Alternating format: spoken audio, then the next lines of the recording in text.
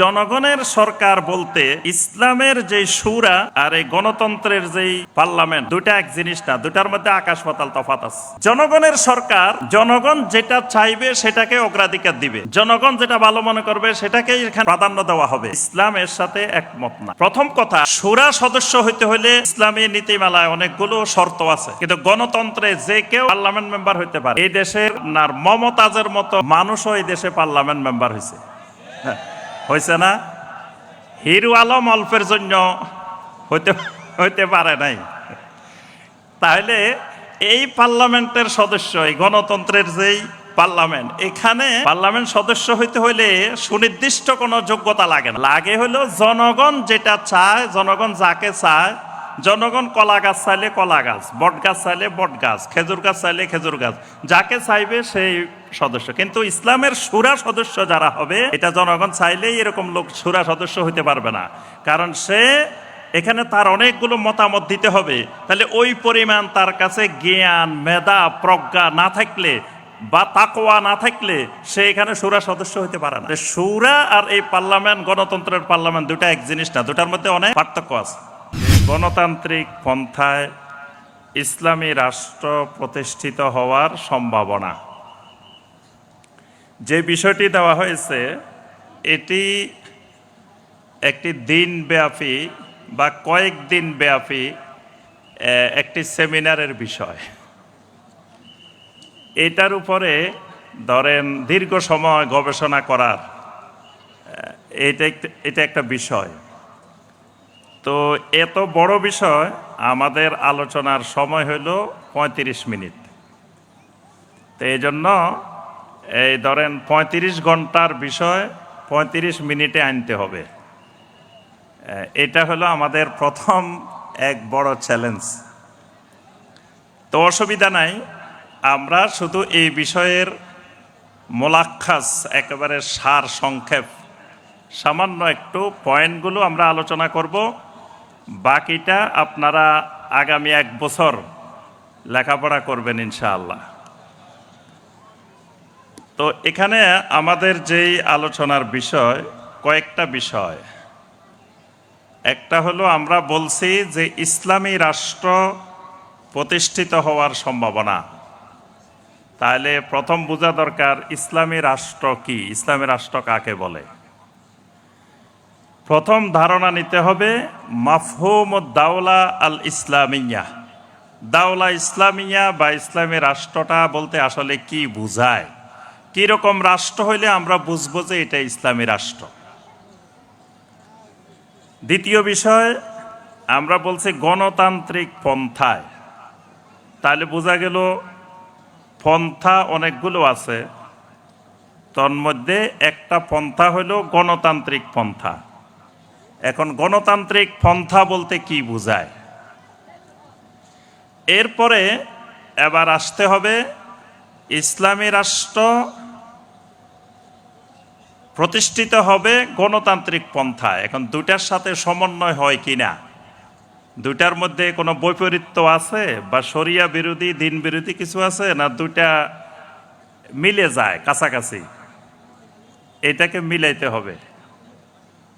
এটা হলো 3 নম্বর বিষয়। 4 নম্বর বিষয় হলো, যদি মিলে তো আর অসুবিধা নাই, এখানে অঙ্ক শেষ, মিলে গেছে, আর ভগ্নাংশের দিকে যাওয়া লাগবে না। এখন ধরেন অঙ্ক মিলে নাই, গণতন্ত্রের সাথে ইসলামের মিলে না, অঙ্ক অসমাপ্ত রয়ে গেছে। তাহলে এরপরে আরো একটু কাজ বাকি আছে। সেটা হলো, এবার যদি দেখি যে এর কোনো বিকল্প সামনে নাই এটা ছাড়া, তখন কিভাবে কি করতে হবে, তখন অঙ্ক কিভাবে মিলাইতে হবে, এটা হলো 4 নম্বর বিষয়। তাহলে আমাদের মূল আলোচনার বিষয় হলো 4টা। 1 নম্বর, ইসলামী রাষ্ট্র কি। 2 নম্বর, গণতান্ত্রিক পন্থাটা কি। 3 নম্বর, ইসলামের সাথে গণতান্ত্রিক পন্থার সাথে কোনো বিরোধ আছে কিনা। 4 নম্বর, বিরোধ না থাকলে এখানে শেষ, যদি বিরোধ থাকে তাহলে পরবর্তী কাজ কি। এই চারটাই আলোচনার বিষয়। তো চারটা আমরা একটু একটু করেই শুধু একটা ধারণা দেওয়ার চেষ্টা করব ইনশাআল্লাহ। প্রথমে আসি ইসলামী রাষ্ট্র আদ-দাওলা আল ইসলামিয়া। এতক্ষণ আমাদের অনেক সম্মানিত শাইখের কাছ থেকে আমরা শুনেছি ইসলামী রাষ্ট্র কি, ইসলামী রাষ্ট্রের বৈশিষ্ট্য কি কি, এতক্ষণ পর্যন্ত অনেক কিছু শোনা আলহামদুলিল্লাহ আমাদের হয়েছে। তাহলে ইসলামী রাষ্ট্র সম্পর্কে আমাদের একটা ধারণা মোটামুটি এসে গেছে। আর এখানে যারা আছেন অনেকে রাষ্ট্রবিজ্ঞানের স্টুডেন্ট আছেন, অনেকে আরও ভালো ভালো গবেষক আছেন, অনেক লেখাপড়া করছেন। মোটামুটি আমরা সবাই বুঝি ইসলামী রাষ্ট্র কি। তবে কোরআন সুন্নাহর আলোকে ইসলামী রাষ্ট্র বলতে যেটাকে বোঝায়, একেবারে সংক্ষিপ্ত কথায়, যেই রাষ্ট্রের নিম্নোক্ত রোকনগুলো পাওয়া যাবে ওইটার নাম ইসলামী রাষ্ট্র। রোকন তো আমরা বুঝি, রোকন বুঝেন তো নাকি? সলাতের রোকন আছে না? জি। ইমানের রোকন আছে না? ইমানের রোকন কয়টি বলেন তো দেখি? ওরে এবার দেখি আর কথা বলে না, রাগ করছেন নাকি? ইমানের রোকন কয়টি? ইসলামের রোকন কয়টি? এবাদতের রোকন কয়টি? এবার থামে গেছে। জি, এবাদতের রোকন কয়টি?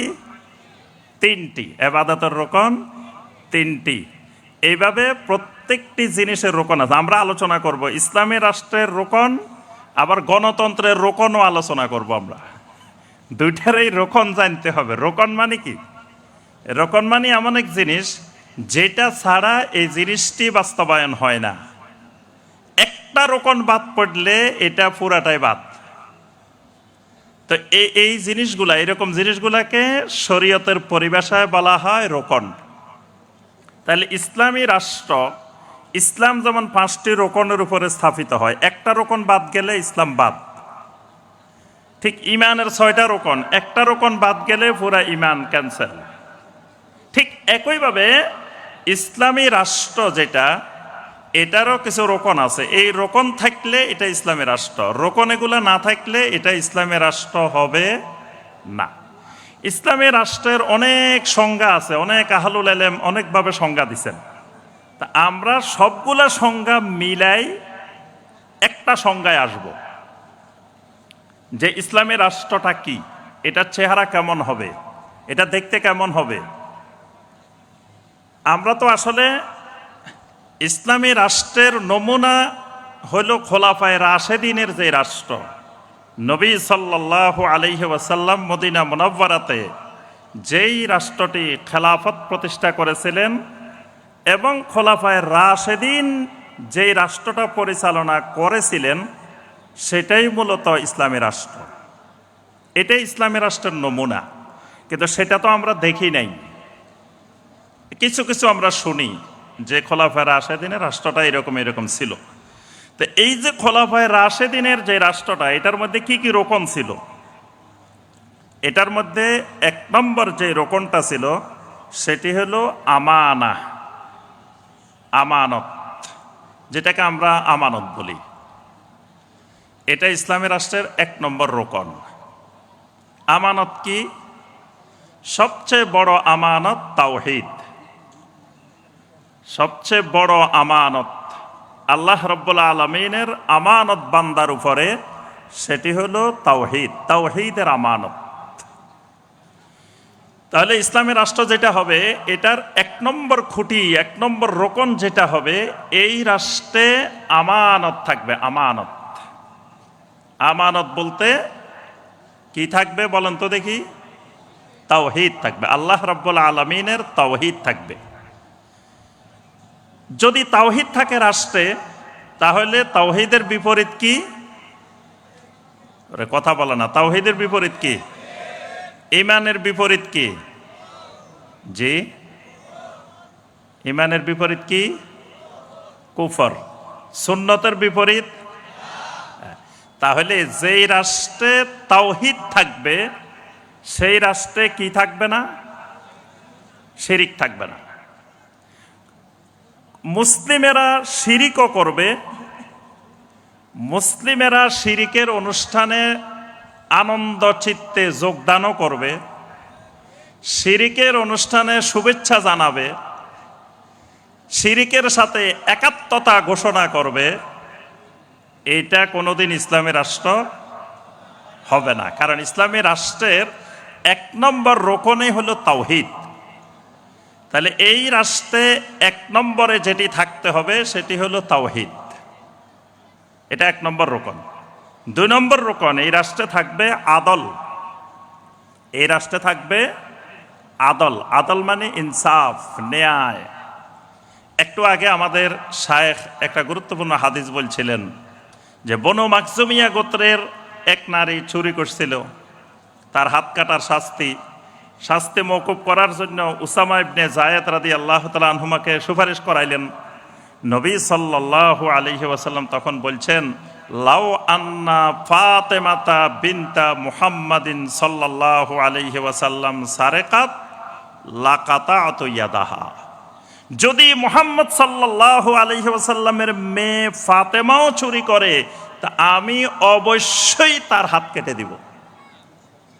তাহলে এটার নাম হলো আদল। আইন সবার জন্য সমান গতিতে, ইনসাফ কায়েম হবে এই রাষ্ট্রে। এটা ইসলামী রাষ্ট্রের 2 নম্বর রোকন। 3 নম্বর রোকন, এই রাষ্ট্রের মানুষগুলো এতাআত করবে। এতাআত 3 ধরনের এতাআত করবে। 2টা এতাআত করবে শর্তহীন, 2টা এতাআত হবে মতলকা, আরেকটা এতাআত হবে মুকাইয়াদা। মানে 2টা হবে শর্তহীন, একটা হবে শর্তযুক্ত। আল্লাহ এবং রাসূলের আনুগত্য করবে এই সমাজের, এই রাষ্ট্রের জনগণ শর্তহীন। নেতার আনুগত্য করবে, রাষ্ট্রপ্রধানের আনুগত্য করবে শর্তযুক্তভাবে, মুকাইয়াদা। এটা হলো এই রাষ্ট্রের 3 নম্বর রোকন। 4 নম্বর, এই রাষ্ট্রের হুকুম, যত আইন কানুন প্রণয়ন হবে, সমস্ত আইন কানুন হবে ইনিল হুকমু ইল্লা লিল্লাহ, আলা লাহুল খালকু ওয়াল আমর, তাবারাকাল্লাহু রাব্বুল আলামিন। এই রাষ্ট্রের সমস্ত আইনের উৎস হবে, আইনদাতা হবে একমাত্র আল্লাহ রাব্বুল আলামিন। আল্লাহ রাব্বুল আলামিন ছাড়া অন্য কোনো মানুষ আইন তৈরি করার ক্ষমতা পাবে না। মানে কোনো ব্যক্তি পার্লামেন্ট মেম্বার হয়ে, পার্লামেন্ট সদস্য হয়ে আইন তৈরি করতে পারবে না। কারণ আইন তো তৈরি করা আছেই, আল্লাহ রাব্বুল আলামিনের পক্ষ থেকে আইন তো আছেই। তো শুরার যারা সদস্য হবে, পার্লামেন্ট যারা মেম্বার হবে, তারা আল্লাহর আইনকে বাস্তবায়ন করবে, কিন্তু আইন তৈরি করতে পারবে না। আইন তৈরির ক্ষমতা আল্লাহ কাউকে দেন নাই। তাহলে 4 নম্বর হবে কি? আমি আবার পড়া নিমু, কিন্তু পড়া শেষ হইলে এজন্য মনে রাখতে হবে। 4 নম্বর হলো হুকুম। একটা শব্দ মনে রাখলে হবে। 4 নম্বর হলো কি? হুকুম। 5 নম্বর হলো তাহাকুম। 5 নম্বর হলো তাহাকুম। তাহাকুম মানে কোন জায়গায় 2 জনের মধ্যে বিরোধ, আমার সাথে আপনার কোনো একটা বিষয় নিয়ে বিরোধ। এখন এই বিরোধের জন্য ফয়সালা কিসের মাধ্যমে হবে, কোথায় হবে? শরিয়া আদালত অথবা শরিয়া বিহীন আদালত। তাই আমার আপনার এই রাষ্ট্রের ফয়সালা হবে, ওই তাহাকুম হবে শরিয়া আদালতে, তাগুতের আদালতে না। এটাকে বলে তাহাকুম। কোরআনে কারিমে আল্লাহ পাক বলেন, আলাম তারা ইলাল্লাযীনা ইয়াজউমুনা আন্নাহুম আমানু বিমা উনজিলা ইলাইকা ওয়া মা উনজিলা মিন ক্বাবলিক ইউরিদুনা আন ইয়াতাহাকামু ইলাত তাগুত ওয়া কাদ উমিরু আন ইয়াকফুরু বিহি। তাগুতের আদালতকে আল্লাহ বলছেন কুফরি করার জন্য, অস্বীকার করার জন্য। তা আল্লাহ বলছেন মুনাফিকদের অভ্যাস হলো, এরা এমনি বলে যে আমরা কোরআন মানি, হাদিস মানি, কিন্তু বিচারের ক্ষেত্রে তখন তাগুতের আদালতে যায়, শরিয়া আদালতে যায় না। তাহলে ইসলামী রাষ্ট্র যেটা হবে, এটার আপনার আদালত হবে পরস্পর বিরোধের ক্ষেত্রে ফয়সালা দিবে শরিয়া আদালত। কয়টা গেছে? জি, ভাষা মনে আছে তো, ভুলে গেলে হবে না। 6 নম্বর তাহকিম। তাহকিম হবে আল্লাহর একটা হুকুম বলছি, আর একটা তাহাকুম, আর একটা তাহকিম। তাহকিম মানে যে কোনো বিষয়ের ক্ষেত্রে, ফয়সালার ক্ষেত্রে আল্লাহ রাব্বুল আলামিন হবেন ফয়সালাদাতা, বা আল্লাহর ফয়সালাটা নবী সাল্লাল্লাহু আলাইহি সাল্লামের মাধ্যমে প্রকাশ পেয়েছে, এরকম হইতে হবে। এটাকে বলে তাহকিম। তাহকিমের বাহিরে কোনো ব্যক্তি কোনো কিছুর বৈধতা দিতে পারবে না। যেমন ধরেন, আল্লাহ যেটা হারাম করছেন আরেকজন এসে এটাকে হালাল বানাইতে পারবে না। আল্লাহ সুদ হারাম করছেন, একজন আসেই বলল যে না, সুদ তো ছাড়া এখন চলবে না, এখন সুদ থাকতে হবে, সুদকে বন্ধ করা যাবে না। আল্লাহ রাব্বুল আলামিন পর্দাকে ফরজ করছেন, এখন উনি এসে বলল যে না, আজকের এই জামানায় এমনি ইসলামী রাষ্ট্র হবে আমাদের এটা, তবে পর্দা বাধ্যতামূলক থাকবে না, কেউ মনে চাইলে করবে, মনে চাইলে করবে না। অথবা হইতে পারে সুদও থাকবে, তবে কেউ চাইলে সুদ খাইতে পারে, কেউ চাইলে সুদ নাও খাইতে পারে। তখন এটা ইসলামের রাষ্ট্র হবে না, তখন এটা এখানে সুদ খাওয়ার রাস্তায় থাকবে না, বেপর্দা চলার রাস্তায় থাকবে না। অর্থাৎ এটাকে বলে তাহকিম। আমরা শুধু সংক্ষেপে পয়েন্টগুলো বলবো, না হয় আমরা এই সময়ের মধ্যে শেষ করতে পারবো না। তাহলে কয়টা রোকন বলছি? জি, 6টা। 7 নম্বর রোকন, এই রাষ্ট্রের সার্বভৌমত্ব হবে একমাত্র আল্লাহ রাব্বুল আলামিনের। জনগণের কোনো সার্বভৌমত্ব এখানে গ্রহণযোগ্য হবে না। যদি 99 ভাগ মানুষও যদি একটা জিনিস চায়, আল্লাহর আইন যদি এর বিপরীত হয়, তাহলে 99 ভাগ মানুষের মতামতে বাতিল। এখানে মানুষের মতামত কোনো বিধিবিধানের ক্ষেত্রে জনগণের মতামত গ্রহণযোগ্য না। এজন্য আল্লাহ পাক নবী সাল্লাল্লাহু আলাইহি ওয়াসাল্লামকে নবুয়ত দিয়ে কঠোরভাবে হুঁশিয়ার করে দিয়েছেন। সূরা আল আনামের 116 নম্বর আয়াত, ওয়া ইন তুতি আকসারা মান ফিল আরদে ইউদিল্লুকা আন সাবিলিল্লাহ ইয়াত্তাবিউনা ইল্লা যন। নবী, আপনি যদি জমিনের অধিকাংশ মানুষের মতামত মেনে নেন, ইউদিল্লুকা আন সাবিলিল্লাহ, তারা আপনাকে সঠিক রাস্তা থেকে, আল্লাহর রাস্তা থেকে গোমরাহ করে দিবে, বিচ্যুত করে দিবে।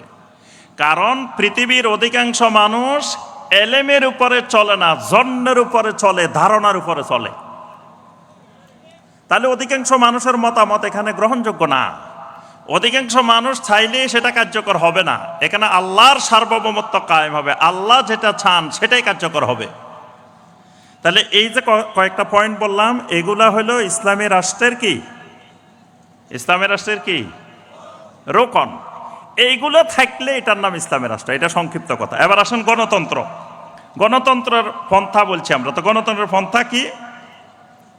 গণতন্ত্র এর অনেক সংজ্ঞা আছে, অনেক রাষ্ট্রবিজ্ঞানী অনেক সংজ্ঞা দিয়েছেন। আমরা শুধু একটা সংজ্ঞা দিব, যেটা আপনারা সবাই জানেন। 1863 সালে আব্রাহাম লিঙ্কন 19 নভেম্বর তার বক্তৃতার মধ্যে তিনি বলছেন যে গণতন্ত্র হইল government of the people, by the people, for the people. এটা হলো সবচেয়ে বহুল প্রচলিত গণতন্ত্রের সংজ্ঞা। যেহেতু গণতন্ত্রের যারা জনক, যারা প্রবক্তা, তারাই বলছে যে গণতন্ত্রটা এই জিনিস, তাহলে এটা গ্রহণযোগ্য মত। গণতন্ত্র কি? গণতন্ত্র হবে এমন একটি সরকার যেটা গভর্নমেন্ট অব দ্য পিপল, জনগণের সরকার।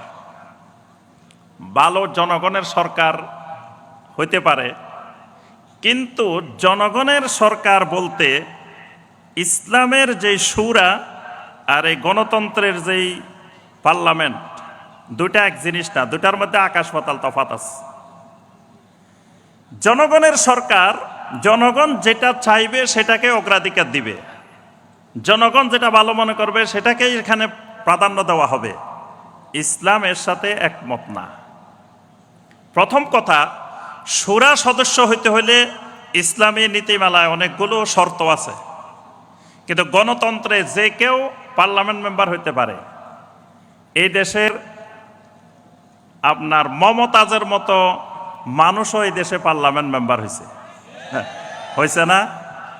হিরু আলম অল্পের জন্য হইতে পারে নাই। তাহলে এই পার্লামেন্টের সদস্য, এই গণতন্ত্রের যেই পার্লামেন্ট, এখানে পার্লামেন্ট সদস্য হইতে হইলে সুনির্দিষ্ট কোনো যোগ্যতা লাগে না, লাগে হলো জনগণ যেটা চায়, জনগণ যাকে চায়। জনগণ কলা গাছ চাইলে কলা গাছ, বট গাছ চাইলে বট গাছ, খেজুর গাছ চাইলে খেজুর গাছ, যাকে চাইবে সেই সদস্য। কিন্তু ইসলামের শুরা সদস্য যারা হবে, এটা জনগণ চাইলেই এরকম লোক শুরা সদস্য হইতে পারবে না, কারণ সে এখানে তার অনেকগুলো মতামত দিতে হবে। তাহলে ওই পরিমাণ তার কাছে জ্ঞান, মেধা, প্রজ্ঞা না থাকলে বা তাকওয়া না থাকলে সে এখানে শুরা সদস্য হইতে পারে না। তাহলে শুরা আর এই পার্লামেন্ট, গণতন্ত্রের পার্লামেন্ট দুটা এক জিনিস না, দুটার মধ্যে অনেক পার্থক্য আছে। এই কারণে এখানে জনগণ চাইলেই, জনগণের মতামত, আপনার এক পাশে 49টা ঘোড়া, আরেক পাশে 51টা গাধা, এক পাশে 51টা কি গাধা, আরেক পাশে 49টা, কোনগুলার দাম বেশি?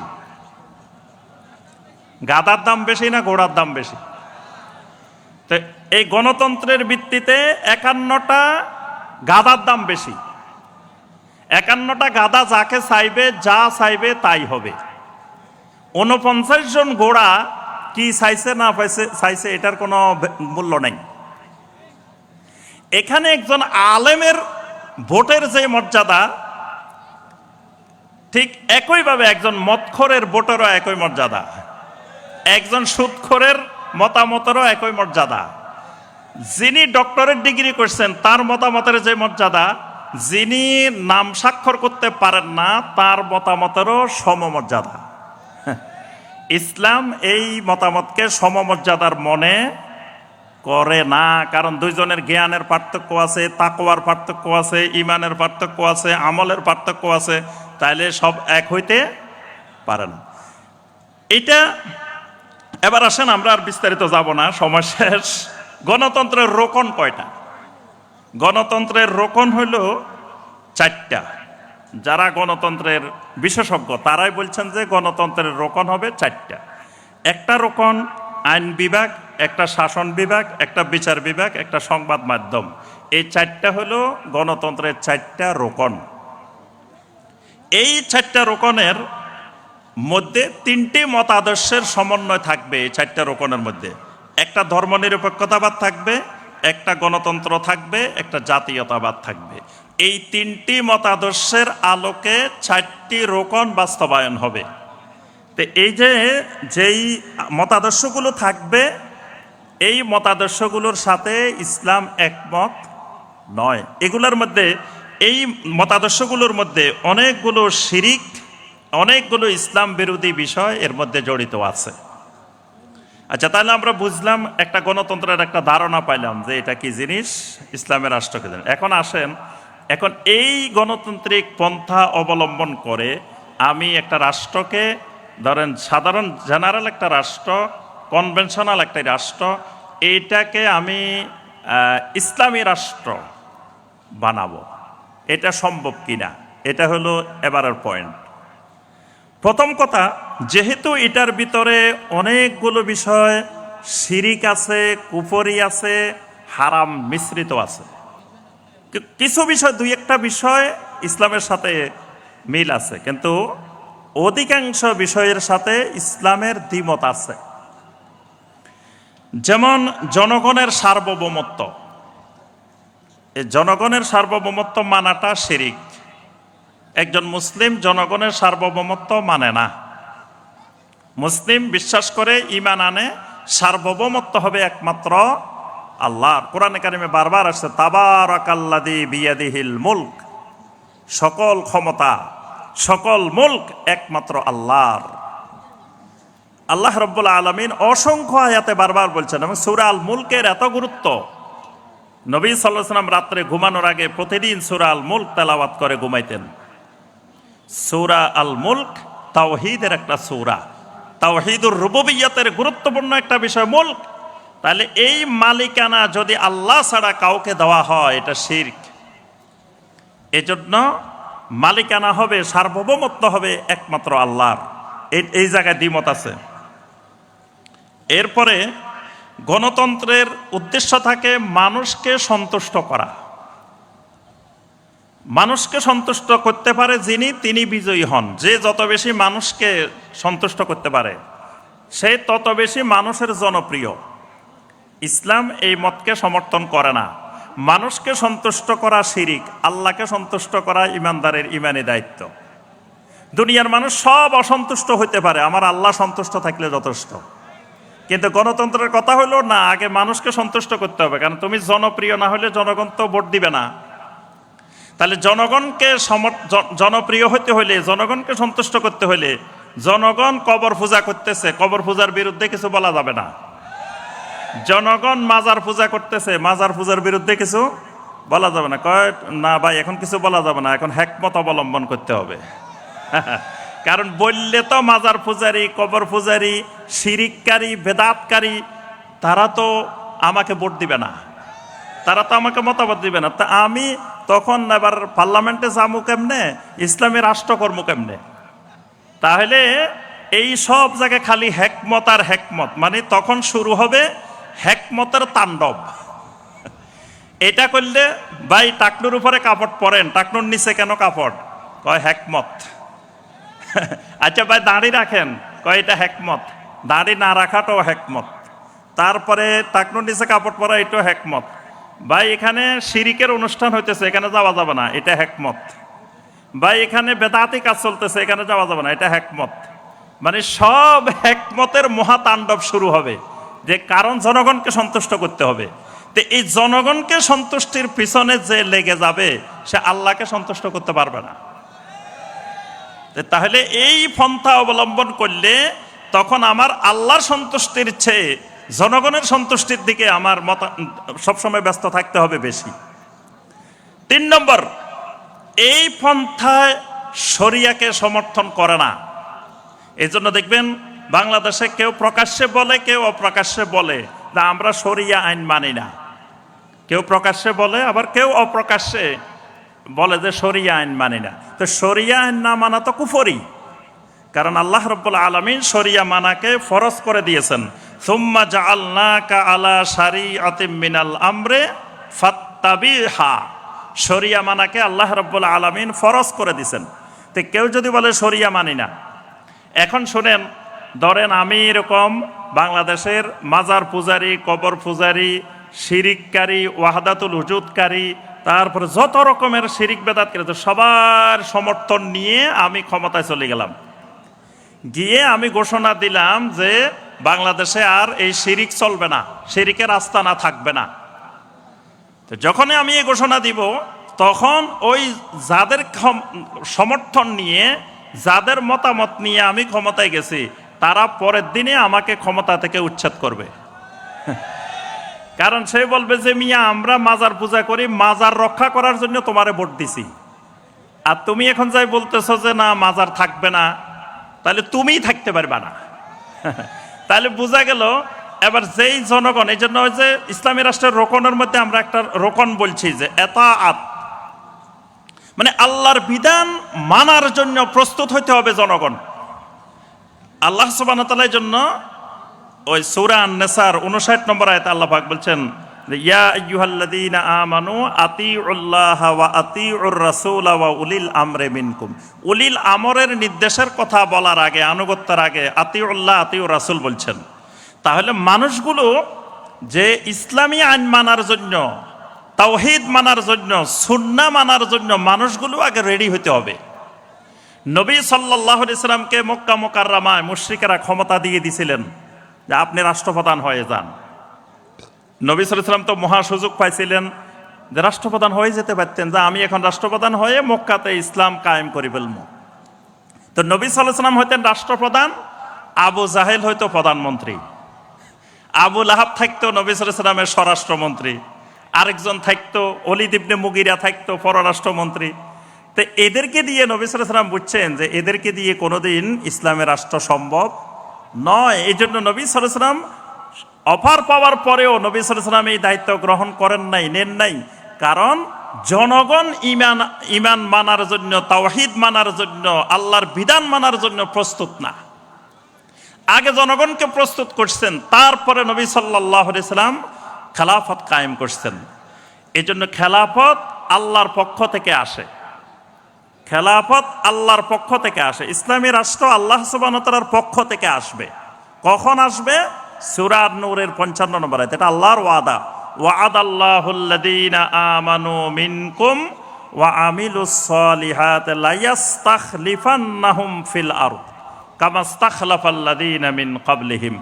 যখন মানুষ ঈমান আর আমলে সালেহ, যখন এই দুইটা ঠিক করে নিবে, ঈমানটাকে শিরিক মুক্ত করবে, কুফর মুক্ত করবে, নেফাক মুক্ত করবে, তাওহীদি ঈমান গড়ে তুলবে, আমলটা যখন সালেহ হবে, বেদাত মুক্ত সুন্নতি আমল গড়ে তুলবে, মানুষ যখন আল্লাহর বিধান মানার জন্য উন্মুখ হয়ে যাবে, তখন আল্লাহ রাব্বুল আলামিনের এই মহা নেয়ামত খেলাফত আলা মিনহাজের নবুওয়া আল্লাহ পাক তখন দিবেন। কিন্তু জনগণ যতক্ষণ এটা মানার জন্য প্রস্তুত না, ততক্ষণ আল্লাহ এই নিয়ামত তাদের উপরে দিবেন না। সর্বশেষ পয়েন্ট, তাহলে আমরা বুঝলাম যে ইসলামের সাথে এটা এক হয় না, মিলে নাই। এটার আদর্শ, গণতান্ত্রিক পন্থার আদর্শটা ইসলামী আদর্শের বিপরীত, মিলে না। তো না মিললে এখন আসেন সর্বশেষ কথা, তাহলে মিলাইতে চাইলে কি করতে হবে? এখন যদি আপনি মনে করেন যে এই কুফরি পন্থা ছাড়া, এই পন্থার বাহিরে আর কোনো পন্থা আপনি খুঁজে পাচ্ছেন না, যে এই পন্থার মাধ্যমেই একমাত্র সম্ভব। আমাদের দেশে যারা এই মতের প্রবক্তা, যারা চান যে গণতান্ত্রিক পদ্ধতির মাধ্যমে এই পন্থায় ইসলাম কায়েম হবে, দিন কায়েম হবে, ইসলামের রাষ্ট্র হবে, তাদের সবচেয়ে বড় কথা যেটা, সেটা হলো যে এই পন্থা ছাড়া বিকল্প কোনো পন্থা দেখা যায় না। তারা আর পৃথিবীতে কোনো বিকল্প পন্থা খুঁজে পাচ্ছেন না। কিন্তু বিকল্প পন্থা হলো আম্বিয়া আলাইহিমুস সালাম যেই পন্থা অবলম্বন করেছিলেন, এটাই কিয়ামত পর্যন্ত দিন প্রতিষ্ঠার একমাত্র পন্থা। আম্বিয়া আলাইহিমুস সালাম কি পন্থা অবলম্বন করেছেন? সেটা হলো আম্বিয়া আলাইহিমুস সালাম দাওয়াতের মাধ্যমে মানুষকে তাওহীদের দাওয়াত দিয়ে, যখন জনগণ আহলুত তাওহীদ হবে, জনগণ দিনমুখী হবে, জনগণ তাওহীদ বুঝবে, যখন জনগণে চাইবে যে কিভাবে ইসলামের রাষ্ট্র হবে, কিভাবে একটা খেলাফত কায়েম হবে, তখন আল্লাহর নিয়ামত আসবে। এটা হলো আম্বিয়া আলাইহিমুস সালামের পন্থা। এখন যদি মনে করি না এই পন্থা এখন দরকার, তাহলে এই দরকারের সিদ্ধান্তটাও নিতে হবে ওলামায়ে কেরাম, বিজ্ঞ ওলামায়ে কেরাম। এজন্য আমাদের আহলুল হাদিস ওলামায়ে কেরাম ইতিপূর্বে এই যুগে যুগে আমাদের সালাফদের আহলুল হাদিস ওলামায়ে কেরাম এই পন্থাকে সমর্থন করেন নাই, এই পন্থার সাথে একাত্মতা এই পর্যন্ত ঘোষণা করেন নাই। কি করছিলেন? আমাদের পূর্বেকার আহলুল হাদিস ওলামায়ে কেরাম কি তারা এই গণতান্ত্রিক পন্থার মাধ্যমে ইসলাম কায়েমের জন্য চেষ্টা করছিলেন? কথা কয় না, করছেন? তো করেন নাই। তো এখন যদি মনে করি আমরা না এই পন্থায় যাওয়া দরকার, তো এই সিদ্ধান্ত কে নিবে?